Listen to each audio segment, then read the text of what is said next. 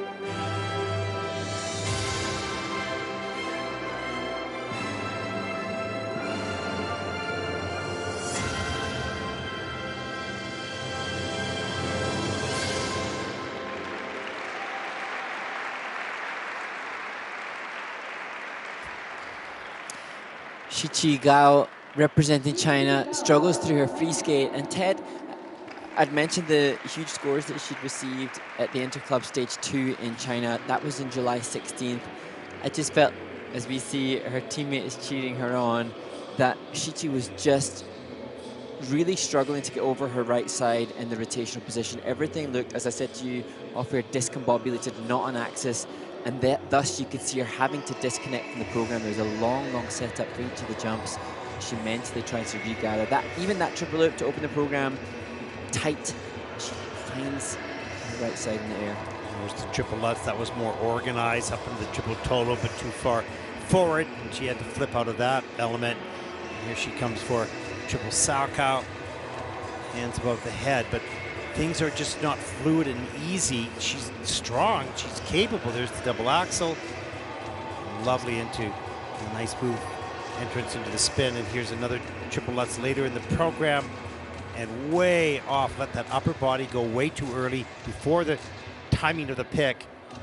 Ended up in a real disorganized takeoff. The triple flip after this doesn't get all the way around, takes a hard fall. So this is a good skater that's in a big jumper, generally with a lot of momentum, but consistent timing and technique is so important.